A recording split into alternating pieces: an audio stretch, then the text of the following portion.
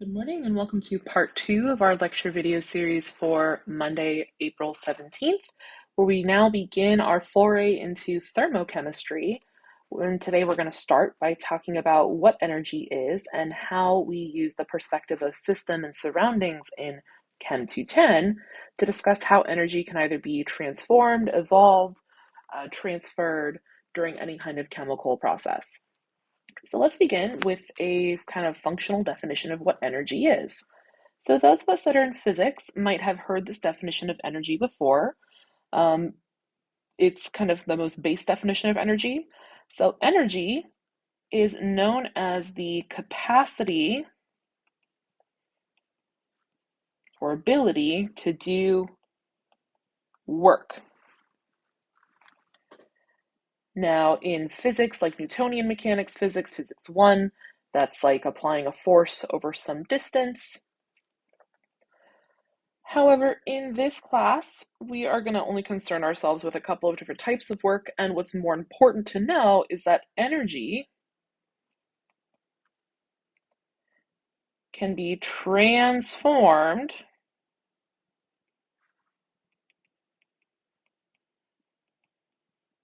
into various types.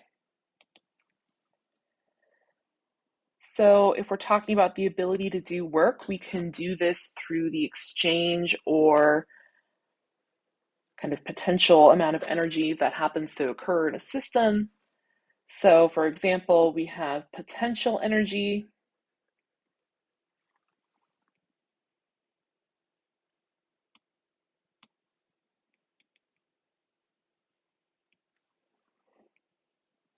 often capital U.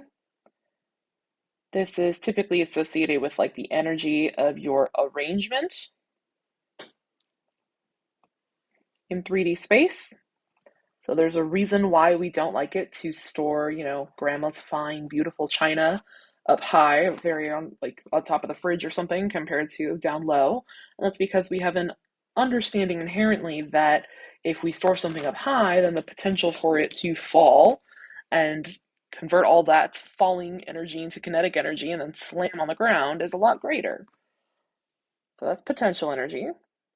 We will worry about potential energy in chemistry when we talk more about electric potential, and that's more Chem 220 topic. So another type of energy that we will see in our class, again, more of a 220 topic, is electrical energy. I'm not even going to touch that right now. What we will see is we will see things like kinetic energy, which I abbreviate KE. This is the energy associated with motion. So this depends on an object's mass and how fast it is traveling. We've seen kinetic energy when we looked at the photoelectric effect earlier on in the semester.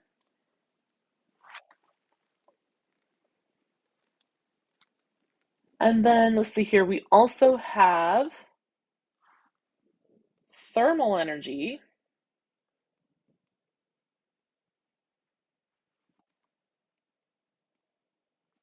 which is the energy associated with some change in temperature. Also relates back to kinetic energy. And so on and so forth, right? There's a bunch of different energy types we could list. Nuclear energy, chemical energy, yada, yada, yada. No matter what kind of energy we're looking at, the unit that is the standard unit for energy is the joule, capital J.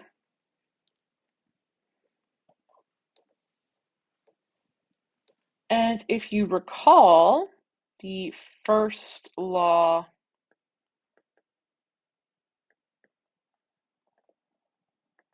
of thermodynamics states that energy cannot be created nor destroyed, only transformed from one type to another, or transferred into or out of a system.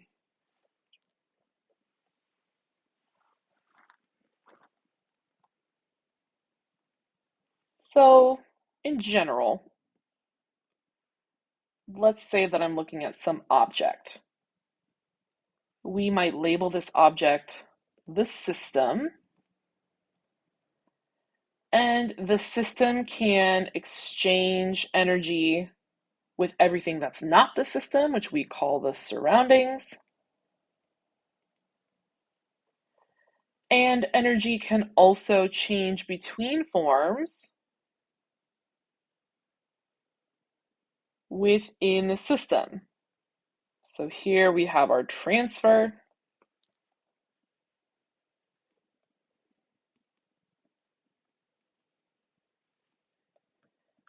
Whereas here we have our transform.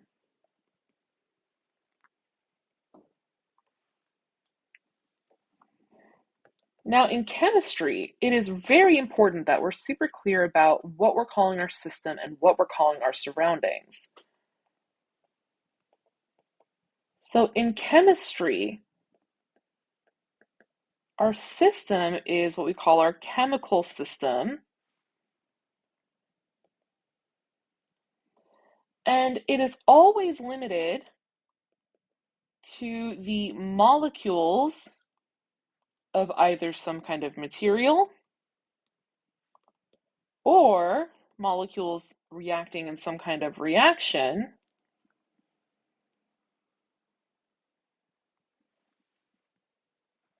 that are undergoing some kind of change. So for example, if I were looking at a sample of pure water,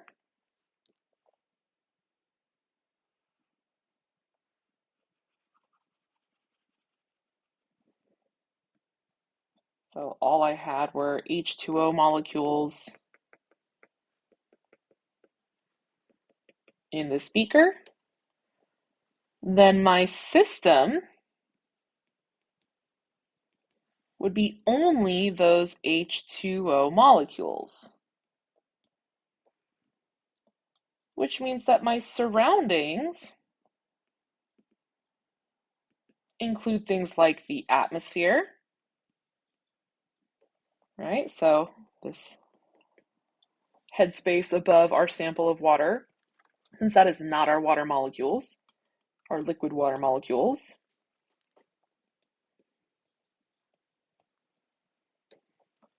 Then that counts as our surroundings. We also have the beaker itself, which contains our system. We also have things like, I don't know, the lab bench that our beaker is sitting on. And I could keep going and going because the system and the surroundings are inverses of one another. So whatever is the system, everything that is not that system is the surroundings.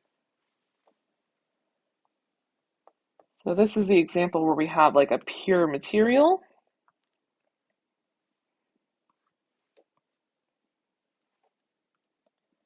And now let's look at an example where we have more of a chemical reaction. So we're looking at molecules involved in a reaction. So let's say that I am looking at a neutralization.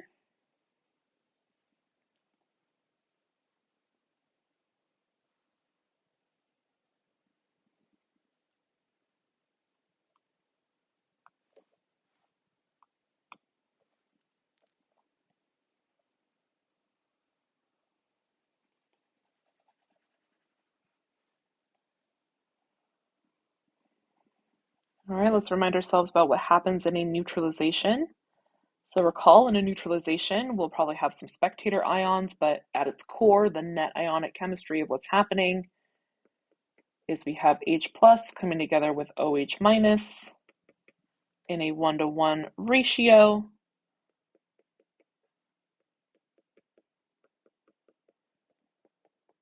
To form H2O.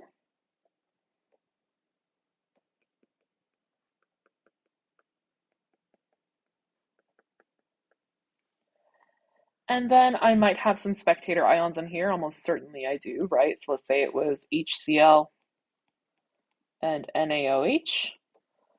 I'm going to have my chloride ions in here.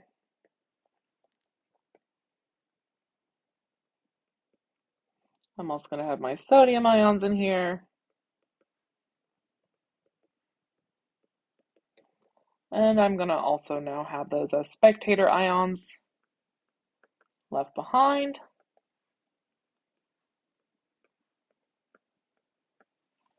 In my product beaker. So here's my reactants.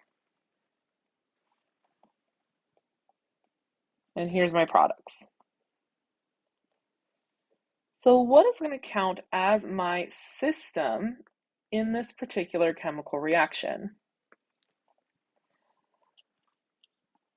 So if I look at my reactant system, that is going to be what actually reacted. So that's going to be my H's and OH's coming together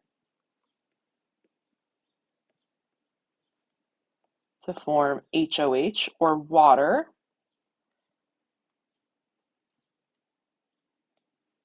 So my system is going to be my reacting particles,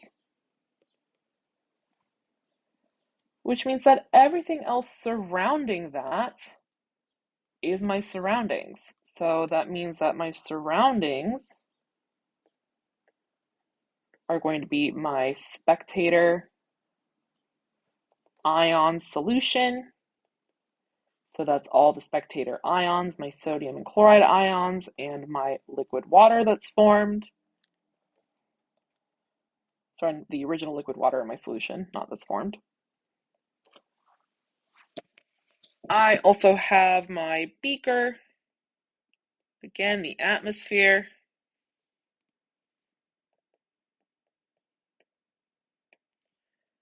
I've got the lab bench, etc. So everything that is not our reacting particles, our system, is going to be our surroundings.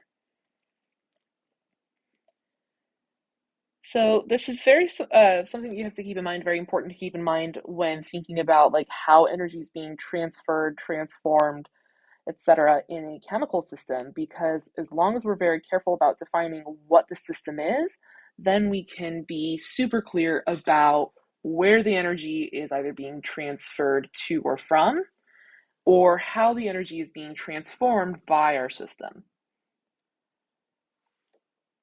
So let me just write out this full reaction for us.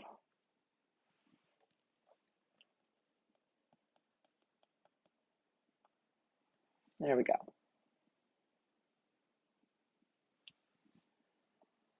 All right. Now, in chemistry, let's see here. Is this what I want to talk about here? No. In chemistry, we are going to use this perspective of what a chemical system is to define what's known as the total internal energy of a chemical system. So we're now going to start quantifying how it is we can calculate the amount of energy that's found in some kind of chemical system, either some just material that contains molecules or compounds, or some actual like reacting system, like our neutralization shown below. So we're going to look at how we can quantify total internal energy next, and then we will look at the components of that quantification of total internal energy, which is heat and work.